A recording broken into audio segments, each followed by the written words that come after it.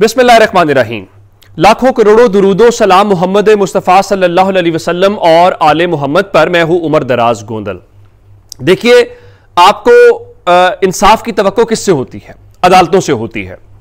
लेकिन लगता यह है कि इस निज़ाम की नहीं बल्कि पाकिस्तान के अदालतों को भी जहां तक पाकिस्तान तहरीक इंसाफ की बात आती है रवैया बिल्कुल मुख्तलिफ हो जाता है। आपको याद होगा कि रात को अदालतें पाकिस्तान में खुल गई थी और यही अप्रैल का महीना था और यह 2 साल पहले की बात है। क्यों खुली थी? जी मुल्क में आइन टूट जाएगा और आइन टूटने के लिए जजेस खुद आ गए थे। अब मैं नहीं कह रहा, अब मोहसिन नकवी साहब के चैनल से वाबस्ता नवीद चौधरी साहब का दावा यह है कि जनरल अजहर अब्बास ने उस राज अदालतें खुलवाई थी किसी मिस एडवेंचर से बचने के लिए। तो अगर किसी के कहने के ऊपर पाकिस्तान की अदालतें खुली और आपने पहले से अज्यूम कर लिया कि आइन टूटने वाला है और आपने सब कुछ गिरवाया और एक हुकूमत गिर गई उसके नतीजे में, अब जरा अंदाजा लगाइए कि सेनेट का इलेक्शन है और सेनेट के इलेक्शन के ऊपर एक सूबे के 11 सेनेटर्स का इंतखाब नहीं हो सका। मैं फिर दोहराना चाहता हूं यह बात कि वो सेनेटर्स पाकिस्तान तहरीक इंसाफ के नहीं हैं, वो सेनेटर्स खैबर पख्तूनख्वा सूबे के हैं, क्योंकि जिस हाउस के अंदर उन्होंने आना है वो हाउस ऑफ फेडरेशन कहलाता है और सूबा खैबर पख्तूनख्वा फेडरेशन का एक यूनिट है। आप उसकी नुमाइंदगी के बगैर सदर मुमलिकत आसिफ अली जरदारी ने एक तो कल इजलास बुलाया जो कि इजलास नहीं बुलाया जाना चाहिए था। अब पीपल्स पार्टी का मसला यह है कि पीपल्स पार्टी एक जमहूरियत उनकी वो है जिस पे वो दावे करते हैं, जिस पे वो तकरीरें करते हैं, और एक जमहूरियत वो है जिस पर अमली तौर पे वो दिखाई देते हैं। अब एक सूबे के अंदर इलेक्शन नहीं हुए। क्यों नहीं इलेक्शन हुए जी? इसलिए इलेक्शन नहीं हुए जी मखसूस नशिस्तों पे लोग जो है उन्होंने हल्फ नहीं लिया तो इसलिए उनका हक मारा जाएगा, तो इसलिए हम इलेक्शन नहीं करवाएंगे। बिल्कुल ठीक है, लेकिन उस सूबे के सेनेटर अगर उनका हक मारा जाए तो आप चेयरमैन सेनेट और डिप्टी चेयरमैन सेनेट का इलेक्शन नहीं रोकेंगे। वो तहरीक इंसाफ और सुन्नी इत्तेहाद काउंसिल जो है वो गई इलेक्शन कमीशन के पास, कोई बात नहीं सुनी। उसके बाद उन्होंने क्या किया? उन्होंने उसके बाद आज जो अदालत है यानी इस्लामाबाद हाई कोर्ट, वहां पे एक पिटीशन दायर की और उनसे यह कहा कि देखिए इलेक्टोरल कॉलेज नामुकम्मल है और ये जो आप इलेक्शंस करवा रहे हैं ये इस तरह से इलेक्शंस नहीं हो सकते। और पहले एतराज लगाया गया रजिस्ट्रार की तरफ से कि जी ये मामला ज़ेर इल्तवा है, और मैंने आपको बताया था कानूनी नुक्ता उस हद तक तो ठीक था पेशावर हाई कोर्ट का कि क्या खैबर पख्तूनख्वा में इलेक्शन हो सकते हैं कि नहीं हो सकते, क्योंकि जुरिस्डिक्शन थी। अब चेयरमैन सेनेट और डिप्टी चेयरमैन सेनेट का इलेक्शन खैबर पख्तूनख्वा में नहीं होना, ये इस्लामाबाद में होना है और ये जुरिस्डिक्शन इस्लामाबाद हाई कोर्ट की ही बनती है।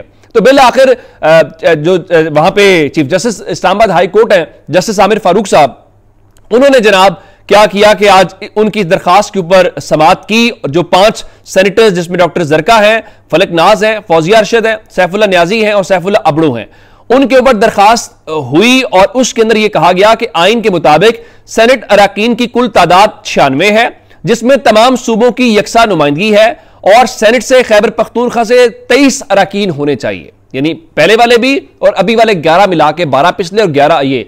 तो जब तक वो मुकम्मल नहीं होते आप यूं समझिए कि सेनेट का ऐवान नामुकम्मल है, आप तब तक इलेक्शंस ना करवाने दें। लेकिन जब यह मामला वहां पे इस्लामाबाद हाई कोर्ट के चीफ जस्टिस आमिर फारूक साहब के सामने आया और वहां पे जस्टिस आमिर फारूक साहब को कम से कम यह काम नहीं करना चाहिए था जो काम उन्होंने आज किया है। और उन्होंने क्या किया? उन्होंने बजाय इसके कि कोई हतमी फैसला करते, और चूंकि कल तकरीब हल्फ बर्दारी है, कल चेयरमैन और डिप्टी चेयरमैन सेनेट का इलेक्शन, मैं जरा आपको नंबर बता देता हूं। इस वक्त ऐवान के अंदर पीपल्स पार्टी की सीटें सबसे ज्यादा 24 हैं, पीटीआई की सीटें 19 हैं। आप जरा इलेक्शंस वहां पे करवाएं, जरा फिर देखिएगा अक्सरियती पार्टी पीपल्स पार्टी है या पीटीआई है। तो आपने बुनियादी तौर पे डंडी मारी, तहरीक इंसाफ को आपने अक्सरियती पार्टी नहीं बनने दिया और उसके बाद आपका ख्याल यह है कि वो इस पूरे प्रोसेस का हिस्सा न बने। अब मुझे यह बताइए कि पाकिस्तान तहरीक इंसाफ सिस्टम में से निकल रही है या पाकिस्तान तहरीक इंसाफ को सिस्टम में से निकाला जा रहा है? तो जस्टिस आमिर फारूक साहब ने क्या किया? जस्टिस आमिर फारूक साहब ने बजाय इसके कि वो फैसला करते और कहते जनाब बिल्कुल ठीक है आप कल इलेक्शंस ना करवाएं, और उसके ऊपर जस्टिस आमिर फारूक साहब ने सिर्फ यह किया है कि इलेक्शन कमीशन को नोटिस जारी किया है कि आप जवाब दें, और उसके साथ ही ये जो समाअत है उसको गैर मुअय्यना मुद्दत के लिए मुलतवी कर दिया है। आपने क्या बाकी मामलात के ऊपर भी इसी तरह से गैर मुअय्यना मुद्दत के लिए मुलतवी करते थे और नोटिस करते थे, या ये खास रियायत पाकिस्तान तहरीक इंसाफ के लिए है? यूं आप दूर से लफ्जों में कहिए कि पाकिस्तान तहरीक इंसाफ ने जो अदालत से इस्तदा की थी कि आप कल इस इलेक्शन को रोकें, आपने उस सिलेक्शन को नहीं रोका। फिर इमरान खान आपको बुरे लगेंगे जब वो कहते हैं कि मुझे लंदन प्लान का आइडिया है, मुझे लंदन प्लान का इल्म था, उस लंदन प्लान में कौन कौन सी सियासी शख्सियात है उसका भी आइडिया है। वो तो इवन ये भी कहते हैं कि जजेस भी उसका पार्ट हैं, बाकी तो कहते ही कहते हैं। तो जब आप बल्ले के निशान छीनेंगे, आप इस किस्म की हरकतें करेंगे, फिर सवालिया निशान तो इसके ऊपर होंगे। अब पाकिस्तान तहरीक इंसाफ के पास क्या रास्ता है? पाकिस्तान तहरीक इंसाफ क्या करे? अदालत के पास गए, अदालत ने लंबे चौड़े रस्ते पे डाल दिया कि ठीक है जी नोटिस जारी करते हैं। और यह भी नहीं है कि अगली तारीख को दे दियो, बल्कि गैर मुअय्यना मुद्दत का मतलब यह है कि हम तहरीक इंसाफ की बात नहीं सुन रहे, आप जाएं, इलेक्शन करवाएं, अपने ओहदेदार मुकम्मल करें, फिर जज आमिर फारूक साहब अदालत में समाअत करेंगे। वो पूछेंगे जी क्या बना इलेक्शंस का? वो कहेंगे जनाब वो ना चेयरमैन सेनेट का इलेक्शन भी हो गया है, डिप्टी चेयरमैन सेनेट का इलेक्शन भी हो गया है, तो ना ये दरखास्त गैर मौसर हो गई है। तो जज आमिर फारूक साहब कहेंगे जी देखिए जी अब तो ये इसका वो कोई फायदा ही नहीं है, तो इसलिए आप इस दरखास्त को आप विड्रॉ कर लें या इस बुनियाद के ऊपर हम निपटा देते हैं। पाकिस्तान तहरीक इंसाफ ने अब इस चेयरमैन और डिप्टी चेयरमैन सेनेट के इलेक्शंस के बायकॉट का फैसला कर लिया है। और पीटीआई के तर्जुमान के मुताबिक विफाक की तमाम अकाइयों की नुमाइंदगी किए बगैर चेयरमैन और डिप्टी चेयरमैन सेनेट का इंतखाब गैर आईनी है। और उन्होंने कहा कि नामुकम्मल इलेक्टोरल कॉलेज के साथ गैर मुंतखब अफराद को सिलेक्ट और ऐवान बाला की तौहीन बर्दाश्त नहीं की जाएगी। और साथ ही कहा कि नामुकम्मल ऐवान की सूरत में चेयरमैन और डिप्टी चेयरमैन सेनेट का इंतखाब जमहूरी इक़दार का कत्ल है। गैर आईनी हुकूमत के हाथों आईनी जमहूरी उसूल की पामाली का सिलसिला जारी है। चेयरमैन और डिप्टी चेयरमैन सेनेट का इंतखाब अवामी मैंडेट पर नकब जनी है। अब से थोड़ी देर पहले पाकिस्तान तहरीक इंसाफ की कोर कमेटी का इजलास हुआ और कोर कमेटी ने भी एक तो इमरान खान का जो जेल में मेडिकल चेकअप है डॉक्टर आसिम करना चाहते थे, शौकत खानम के जो डॉक्टर हैं उनको रोका गया, उसकी उन्होंने मजम्मत की है। और साथ ही अदालत से कहा है कि डॉक्टर आसिम को उनका तिब्बी मुआयना करने की इजाजत फराहम की जाए। और उसके बाद जो कोर कमेटी ने आज ही इस्लामाबाद हाई कोर्ट के जो सीनियर जज हैं जस्टिस मोहसिन अख्तर कियानी, जिनके खिलाफ सुप्रीम जुडिशल काउंसिल में रेफरेंस दायर किया गया है, न सिर्फ उसकी मजम्मत की है बल्कि पाकिस्तान तहरीक इंसाफ ने कहा है कि जस्टिस मोहसिन अख्तर कियानी के खिलाफ मिसकंडक्ट का रेफरेंस जजेस को खौफजदा और हरासा करने की हुकूमती कोशिश का एक हिस्सा है। आगे लिखा, अदालती उमूर में खुफिया इदारों की मुदाखलत का इंकशाफ करने वाले मुअज़्ज़ज़ जज साहिबान को धमकी आमेज खतूत की तरसील के बाद एक मखसूस जज के खिलाफ मिसकंडक्ट का रेफरेंस अदलिया मुखालिफ मुनज़्ज़म मंसूबे का शाखसाना है।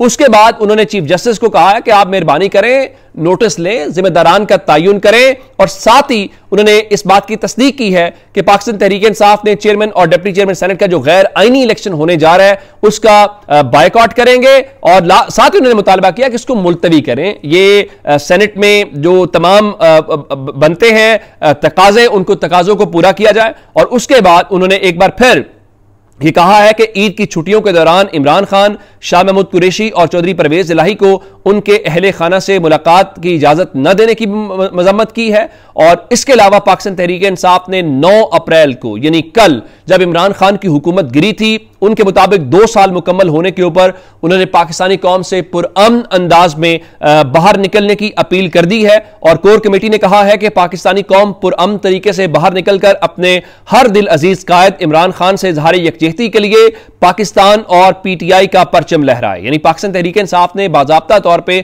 अपने लोगों से यह डिमांड की है या उनसे मुतालबा किया है या उनको कॉल दी है कि कल चांद रात अगर होती है तो आप कल तहरीक इंसाफ का और पाकिस्तान का झंडा लेके बाहर निकलें, क्योंकि 2 साल जो हैं कल इमरान खान की हुकूमत गिरने को मुकम्मल हो जाएंगे। अच्छा, दूसरा एक और आज इंपॉर्टेंट डेवलपमेंट है वो नवाज शरीफ के मुतालिक है। एक तो बाबूजी इस वक्त वैसे भी परेशान होंगे कि बाबूजी सऊदी अरब जाना चाहते थे, लेकिन अब मुझे तो नहीं पता बाबूजी सऊदी अरब क्यों नहीं जा सके। अगर किसी ने रोका है तो बहुत गलत रोका है। अब शहबाज शरीफ साहब भी वहां पे हैं, उसके बाद मरियम साहिबा भी वहां पे हैं। तो उनके जाने के बाद अगर बाबूजी अकेले क्या कर रहे होंगे रायबंड में, तो अब आपने उनको इतनी मोहब्बत से, इतने चाह से बुलाया है, रियासती प्रोटोकॉल के साथ बुलाया है, तो मियां नवाज शरीफ को आप जाने देते बेचारे, वो भी कोई उमरा शुमरा वहां पे कर लेते। लेकिन अब उनकी परेशानी क्या है? उनकी परेशानी यह है कि उनके दोस्त उनके ऊपर सवालिया निशान लगाते हुए नजर आ रहे हैं। शाहिद खाकान अब्बासी जो बड़े अरसे से मुस्लिम लीग नून का हिस्सा भी रहे, बड़े सीनियर रहनुमा तस्वुर की जाते हैं और साबिक वजीर आजम भी हैं, उन्होंने एक नई सियासी जमात बनाने का फैसला कर लिया है।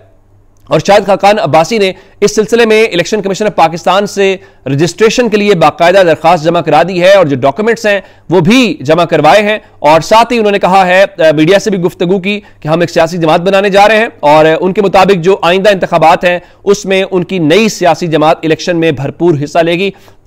मेरे ख्याल से सियासी जमात बनाना उनका हक है, लेकिन इस सियासी जमात का हाल मुख्तलिफ नजर नहीं आएगा। वो जो हमने देखा है वहां पे इस्तेकाम पाकिस्तान पार्टी की सूरत में, जो हमने देखा है वो दूसरा परवेज खट्टर की पार्लियामेंटेरियन की, तो जितनी जमातें आपने बनाई हैं वो इस वक्त तमाम की तमाम अवाम में पिट चुकी हैं। तो मेरा नहीं ख्याल कि आप अगर कोई ऐसी कोशिश करेंगे तो वो कोशिश कोई कामयाब होती हुई दिखाई दे रही है। अच्छा, एक बात आपको और बताना चाहता हूं और वो बड़ी हैरान कुन है। एक तो ये जो जजेस वाला मामला है वो अपनी जगह के ऊपर है। अब आप जजेस की गवाही अगर मुस्लिम लीग नून देना शुरू हो जाए तो फिर आप शक व शुबहात में पड़ जाएं कि नहीं पड़ जाएंगे। राना सनाउल्लाह साहब फरमाते हैं कि काजी फायज ईसा साहब बहुत ही उसूली चाचा है, वो किसी डील का हिस्सा नहीं बन सकते। ये काजी फायज ईसा साहब ही थे जिनके मुतल्लिक मुस्लिम लीग नून कहती थी कि वो आएंगे तो हमें इंसाफ मिलेगा। कि बात दुरुस्त है कि वो आए और मुस्लिम लीग नून को इंसाफ मिला। कैसे? उसी अदालत से, काजी फायज ईसा की अदालत से, जो ताहयात नाअहली का मामला था वो खत्म हुआ और नवाज शरीफ साहब जो हैं उनकी ताहयात नाअहली 5 साल में कन्वर्ट हो गई और बाकी सब की 5 साल में हो गई। वजह क्या थी कि मियां साहब अपने 5 साल पूरे कर चुके थे। अब एक जानिब यह तर्ज अमल है और दूसरी जानिब जरा देखिएगा कि तहरीक इंसाफ को अपने इंट्रा पार्टी इलेक्शंस करवाए हफ्तों से ज्यादा वक्त हो चुका है और वो दरखास्तें दे चुके हैं। अब बाकायदा पार्टी चेयरमैन बैरिस्टर गौहर ने इलेक्शन कमीशन में एक दरखास्त दायर कर दी है और उनसे कहा है मेहरबानी करें, हम जल्द इंट्रा पार्टी जो इलेक्शन हमने करवाए हैं उसका सर्टिफिकेट जारी करें। लेकिन जाहिर है कि ये सेनेट इंतखाबात से पहले नहीं होगा, ये सेनेट इंतखाबात के बाद ही हो सकेगा, क्योंकि तहरीक इंसाफ के जितने सेनेटर्स मुंतखब हों वो आजाद हैसियत में ही तस्वुर किए जाएं। अब एक लतीफा और सुनिए। एमक्यूएम जिनकी चाबी पता नहीं कहां पे है, उनको चाबी मिलती है, उसके अकॉर्डिंगली वो सियासत करते हैं। तो ख्वाजा इजहारुल हसन बाकी सब कर रहे थे, अब मुस्तफा कमाल जो है उन्होंने ये मुतालबा किया है और वो ये कहते हुए दिखाई दे रहे हैं कि कराची को 2 महीने के लिए सिंध के हवाले कर दें। तो ये अब तक की अपडेट्स थी। अपना बहुत सारा ख्याल रखिएगा। खुदा हाफिज।